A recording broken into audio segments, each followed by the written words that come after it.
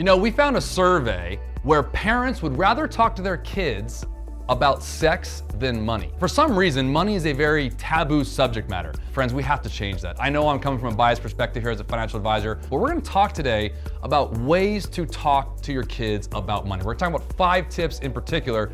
Today on Mindset with Brad Barrett. Let's go. Welcome into Mindset. I'm Brad Barrett. This is producer Jared and the lovely Kira. We are back at you this week. We're gonna talk about a big one this week. We have some kids going off potentially to school or just graduating high school. So we thought it'd be great to come to you today to talk to you about some tips to talk to your kids about a very important subject, which is money. Money. Money. Here we go. I said in the open, and I want to restate this, like for some reason, I've been doing this a long time, money is a really taboo subject matter. It will always baffle me in a way, but honestly, I'm here today because I want to talk about it earnestly with you because educating your kids about money is one of the most profound things you can do as a parent. I don't know, were you guys ever talk to as a kid about money? Did money come up? No. In the household? Every time I asked, it was like, yeah, we don't talk about that. Interesting. Yeah. How about you, Kara? Yeah, same. I mean, you know a lot about money. I see. I know so much about money. So obviously your parents talked to you a ton. Right. I know so much about money that I had to ask you what an APR rate was last week.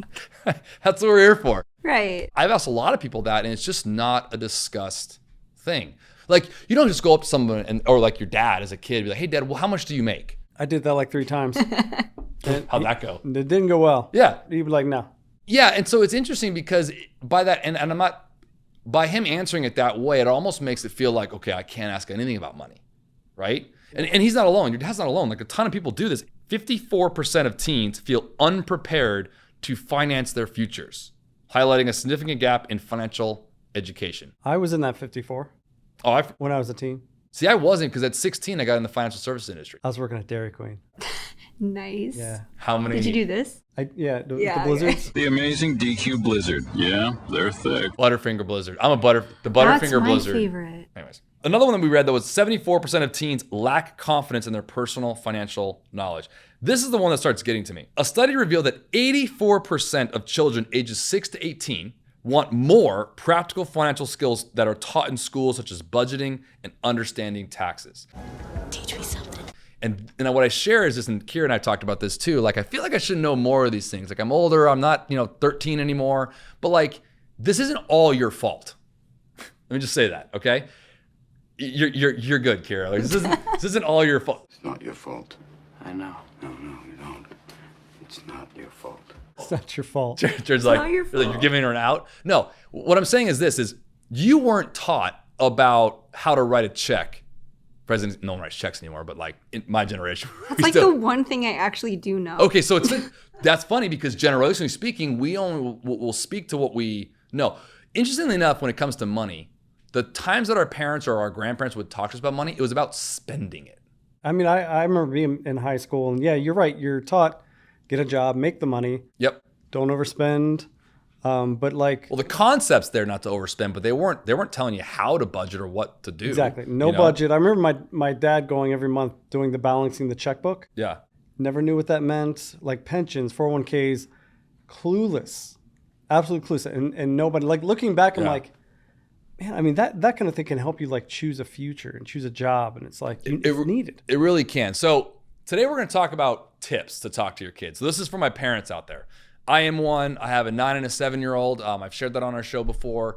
My 9-year-old, my son, we're getting into the conversations about it. And what's interesting I'm finding, and I'm comment on this if you guys agree on this one, because what I'm finding is, at least he's a boy. I don't know if it's different between a boy and a girl. I'll know in a year or two. My daughter just only wants Barbies. She has no concept of money. It's not there yet, right? But my son is starting to, just this year. But the initial concept of money is asking how much things are, which is kind of funny. It's kind of interesting, right? So it starts from like an inquisition phase, like where they're like, how much is this? Now, what's interesting about that more so is that the things that he's asking, how much are they, is the nice sports car that were pulled up, right? Already wants the car. You know what I mean? Like it's Gifts, just toys, so free to car. That's what I'm saying. So it's kind of this like, so it's very, we are who we are. Like men and women were created that way. We like certain things. We don't like so That's his interest. But what I'm getting with that example is use that to your advantage. So the first thing I want to say, just kind of overarching these tips I'm going to bring up, is the best way I think as a parent, at least that I have found, and this is also coming from a financial advisor, is to meet them where they are and to discuss value with them and things that they want to know. So instead of like steering away from the conversation saying, oh, you don't need that sports car, or even the comment of like, that's super expensive or unnecessary, all the things you could say about that, right? Use that, in my opinion, as an example of understanding value and why it might be so expensive. Talking about maybe even demand or even marketing. I mean, there's some things you can teach, almost around this subject matter when it comes to money. It's interesting because like when you think about parents and kids, it's like a kid's going to ask for something, and probably the most common answer is like, no, that's too much. So it's probably one of the first things they learn is like, that's too much. Well, what does that mean? Yeah. And starting simple by answering these questions and trying your best, especially when we're tired, overworked, over everything, overstimulated with kids, try to sit with them and be like, that's a good question. Why do you want to know about that? And it's probably some simple response like, oh, Jimmy at school was talking about it, or I like the car, or I like the color. And so use that to your example, right? But understanding that you can use that into like, how do you work for it? Talking about earning versus receiving, those kind of things. Like one thing I've established in our household, like the conversation around the word earn is a big part to us. Not that they're earning anything other. I'm talking about this in the money concept. Earning is a good thing because to me it always instilled work and doing something for value. Like, hey, you're gonna help mom and dad clean up? Yeah, we know this is chores, right? There's a teaching mechanism in that. Did you guys have like chore lists when you were a kid, or like have yeah. I mean, paid or unpaid? Were you volunteer or employee? I think I was half and half. My dad used to joke that when I would have to take out the trash, I'm like, why aren't you doing this? He's like, that's why I had kids. Yeah. So I didn't have to do it. Yeah. But I remember I think my first allowance was 25 cents a week. And then it went When were you born? 1890? Yeah. How old are you? A quarter? A quarter a week? It went up to like $1. And then I think in like high school, I got like $5. But we did a lot of chores. I mean, I think looking back, it's like chores are not only to your point, it's like such a great way to earn. It is. To learn about earning, but also to learn real life skills that you need as an adult. It is. I think meeting them right there and just going slow with them, meeting them at their level. Am I going to talk to my 9-year-old about modern portfolio theory or the rule of 72? Probably not. What? So, Really? but I will talk to him about dollars and cents and understanding like, hey, if you in the chores last week, if you earned $5, like we always also say like a part of our household is like in their chore chart, we also have a giving environment as well, right? And we don't instill it. I want them to want to. So I'm not saying you have to, but this is my second point, which is being honest. And the truth shall set you free. I say, hey, this is what mom and dad do. So I make it relative to their world in the sense of like their concept. You don't need to say the salary you're making or things like that because they're not going to understand it. Right. And to my 9-year-old son, $1,000 is like earth-shatteringly large. It's a good size of money, don't get me wrong. But I'm just saying, like, in his world, he thinks it's like gonna buy a house. You know what I mean? So being honest with him about, well, mom and dad's income is this, and here's what we do. We give 10% to the church first. That's our ethos. That's what we do. And you're more than welcome to do that. We'd love for you to have the conversation with you. Then we go through and make sure we take care of us, our family. And here's what we do. We buy groceries, we buy a house, and so it's taking really simple steps. And to those watching and listening who are parents, you might think, Brad, those are pretty gnarly concepts to talk to a 9-year-old or something like that. I'm not expecting it to soak in right out of the gate. Refer back to number one, right? Well, it brings up a great question. Go slow. As you're talking, like you have 2 kids and it's like, as a parent, when did you start to put chores to your kids? Like, was it a conscious decision, or was like, hey, he or she's really starting to get a concept, let's start this? Or was it like 5? Or Veronica and I talked about it, and it wasn't, I don't think for any parent out there, it was like, there was for at least for us, I guess I can only speak to us. It was more like we started realizing, like, we always parent to the kid, right? So like, once we saw Brooks, our oldest, becoming like talking about things or even the desire to like want, when we go to Target, like I want a toy. That's when we started realizing like you can earn it, and here's some help. And we had to match the chores and the value to that appropriately, right? I wasn't about to pay him $20 to go and clean up his room or, not throw food at me at the dinner table or something, right? Yeah, because I honestly don't remember when I started doing chores, and my mom and dad are watching. You guys can comment below when I started getting an allowance. But I honestly don't remember. It just always feels like in my mind I did since like 2. Hey, Kath. Hey, Mom. Do you remember when you started chores, or I don't? No, Did you have chores? Be honest. my chores were like so short-lived. Like we did them, I feel like for like a year of my life, and it was like, oh, if you completed all of them, you got $5 a week, but if you didn't, you got nothing. Ooh, y'all are nothing method. Oh, okay. Yeah. But like my mom got sick of like managing a board. She was like, forget it. I'd rather just do it myself. It does get a little tricky. And by the way, before we go to number 3, being honest also doesn't mean you need to like gloss over inequities in your own financial life. Like now this one I would say is probably when you get a little bit older. This one to me is kind of key. Like, and this might not be an unpopular opinion, but like I plan on talking to my kids about the things that I did wrong with money. And by the way, this is true of all conversation with them, not just money, but just in general. And we can't be telling them one thing and kind of doing the other. Now, that might be to somebody, I don't know, but like being honest with them really matters. So number 1 is start slow, just have genuine conversations, gentle conversations, meet at their level. 2 is being honest. And now going to number 3, which is values. Talk values, not figures. I think that's a key point for parents out there, is understanding that when it comes to money, if we really preach to our kids that as long as it doesn't because your identity, it can be a very useful tool for you. But what happens is I think we get that we mix up this earning it environment to attaching it to our worth, and we haven't earned our worth or haven't earned, and then it gets into the weird camp of like haven't earned the love of the parents, those kind of things. We gotta be careful with those kind of things. But talking values, not figures, I think is cool. Like concepts, like kids need concepts, right? Like saving, budgeting, paying down debt, giving. They need concepts like that. They don't necessarily need, you need to give this or you need to save this to earn this, those kind of things. Talk in concept form and values, not figures. I was raised up sports and things like that where you're taught fundamentals of. And I think when you're talking about values of money, to me, and correct me if I'm wrong, but I see it as like when you're taught the fundamentals or the values, the specifics of numbers just kind of fit into those. Correct. Right? Yeah. Because I also think if you're starting to put dollar amounts and then they start comparing it with other people and be like, well, you're only doing, and LeBron James is making this. Oh, you know what?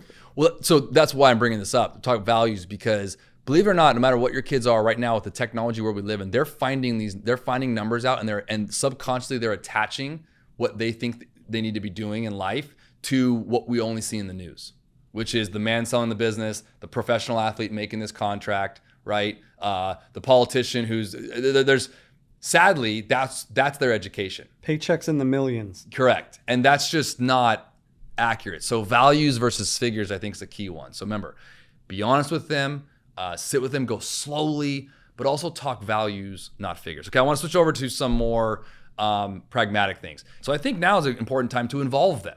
At some point, you'll deem this for your own family, but you want to involve them in the family goals. I think that's a key thing. When kids feel wanted and needed and involved in something, they're much more apt to like wanting to do it and understand it more. At least that's what I found in my kids. I'm raising a bunch of wolves, no sheep, so no one's a follower in my household. So everyone's like, I can do it. I'm like, dude, you can't even wipe your own butt. You cannot do what I'm asking you to do right now. Okay, but like, instead of getting mad at that and kind of getting frustrated, I say, okay, you know, let's see this out and go through it. You got to let them make mistakes with it. But when mom and dad have a goal and we're talking about some things, involving them is cool. Like the other night, as a quick example, we were ordering pizza. So we do pizza nights on Friday night. And I normally make the call and go down there, and I give them the credit card on the phone. And Brooks was with me. We were watching the playoff hockey game on. It was an awesome night, my favorite. Like Friday night game. It sounds like a great pizza. night. Oh, Yeah. I mean, night. That sounds lovely. right then, which is what thought about this show this week, I was thinking like, okay, hey buddy, you know that pizza we order every Friday night? Like here's what it means here's what daddy and mommy's pizza, here's your and Kiki's pizza, and here's the salad mom gets on the side. This is what it costs. You should have seen his 9-year-old face. He goes, oh, it's that much money? Oh. And I'm like, yeah, buddy. I said nothing more than that, but you could just sense with your kid, he was thinking about it all night. He was equating his allowance to that slice of pizza. He was like, man, this pizza cost me 2 weeks of chores. Like that's what he's thinking, right? And I don't need to say much more. This is where that starting slow thing is. And these tips might seem like a little rudimentary, but we designed this based on my own experience as a financial advisor and a parent. I wasn't going to talk to them about how a credit card works or, where the credit card's funded from and how daddy started his business. Like, that's not right now. Interest rates. Yeah, the whole thing. Exactly. Like, that's not right now. So as a quick example, that was one where just involvement happened to be there and was perfect. I bet we don't give kids enough credit on the whole finances. I bet they're starting to put things together earlier than we think. Oh, for sure. I feel like I have like early memories of money or like concepts. Like my grandparents are big savers and they have this like Abraham Lincoln glass dime jar. Yeah. And they would be like, oh, if you want to like count the dimes and roll them and come with us to the bank, you can have the cash. You know what I mean? Which made me be like, oh, I should save because look at how much money I got. It does work. Like it, and it's involving them. Well, I think it's such a good point to bring up is like, you don't need to sit a child down and have these lessons, these school lessons of 2-3 hours. When you have an opportunity, like time value, this is going to cost me this, or this is what a pizza. It's like little micro lessons when you're in the situation that they can relate visually, not like in a book. Just find these little lessons over time. We don't realize it as parents, but we have a lot at our disposal of teaching lessons throughout every day. And when it comes to money, it's amazing. We don't think it's a money. Me ordering a pizza, that's not a money lesson per se, but it can be to your child. Like I know how my son ticks and he kind of learns that way. So I was just like I was just hey, do you ever want to know how much the family pizza night costs? It's like $65 or something like that. And he was, pizza's expensive now. Apparently. Oh my gosh, yeah. Anyways. So, we talk about this kind of stuff. So use what you have to your disposal. So again, start slow, be honest, talk values, not figures, kind of figure out what the value systems and value propositions are for your kids. And then I think the fifth one I want to bring up is learn it together. So I think one of the best things you can do as a parent is be humble about money. Because to come at them and think that we know everything about money, by the way, this is true of any parenting topic, right? I think is a disservice to them. That might be subjective, but I think it's a disservice to them to say, Dad and Mom got it all together. But here's what I do know, or here's what I've experienced, right? The way we say things allows for some room for error, for both understanding you might have made some errors, but also for the kids to understand like they're gonna make some errors, right? And what's interesting was I wrote this down because I thought it was wild. There was actually a study by the World Economic Forum that indicated that financial literacy in the United States has hovered around 50% for the past 8 consecutive years. So there's a lot of us. There's a lot of us out there don't know what we're talking about. And there is. And so I think for us to think that you have to go, okay, I'm going to go and study and then I'm going to talk to my kids. Look, it is good to know. Knowledge is power. Yes. But I actually think it's almost more impactful for your kids to learn it together. So, but I actually don't know what a recession is. Well, let's go watch Brad's mindset video from last week. Hey. Just saying. Tell your friends. Just saying. Or not even a gnarly subject like a recession, but just like, if you're in your 20s, let's say you're talking to one of your teenagers. We did a video on how to invest in your 20s. Like, let's go take a look at this video together because I think I have an idea. But you know what? Let's go talk to someone or let's go look at someone who's done this and has some specific tips on it. Imagine a dad or a mom, anyone, a parent, saying to their kid who's got their first job, they're 23, 24 maybe, like their first career job or whatever it is, and you're learning about a 401k or something more profound like that in the career space, right? And you even have a conversation with, man, I wish I'd done this at your age a little earlier. You're not telling me that the kid wouldn't be a little bit more inspired? Oh, for sure. You open up the conversation. Yeah. I think that's huge. Whenever somebody's like, oh, I don't know this, you're like, oh, well, now we can have a conversation about it because we're on the same playing field. And I always hear stories of parents being like, I don't know how to connect to my kid or I don't know how to talk to him. It's like, well, if you have this very important thing you both need to know, what a great opportunity just to connect over something. Do it together. Probably one of the coolest games that have been around forever, and what I'm going to say, to have family game night with your kids and to teach them about money would be Monopoly. Oh, She got it before you did. What? I was like, Brooks and I play it all the time. Kate is now playing with us, which I love. There's Monopoly Junior you can play with the younger kids, right? Fun. They love that. Monopoly in general. Yeah, I know it's a patience game. You got to kind of play it out, but it's a life game. It really is. They have a credit card one now, actually. Do they really? Mm-hmm. Of Monopoly? Mm-hmm. there's credit cards in the game? Yeah. Hold on, that scares me. That means you can put it on debt. That's a scary thought. All right, guys, we enjoyed that today. I hope you guys did. Look, I think no matter what, talking to your kids about money, I think is really important. You're going to talk to them about a lot of other things in life, and I think this is a really profound one. It's one of the things that they will use or have some working knowledge of for the rest of their life. So as parents, we can all do that and do a good service for them in that regard. And I hope these tips helped. We had some fun with it. As always, thank you for watching our show and subscribing. For those of you who are just new to our channel, we have every week we come up with a new topic. And so we'd love for you to subscribe and be a part of our little family here at Mindset. And as always, until next week, if you lead with love, everything will be all right. See you guys.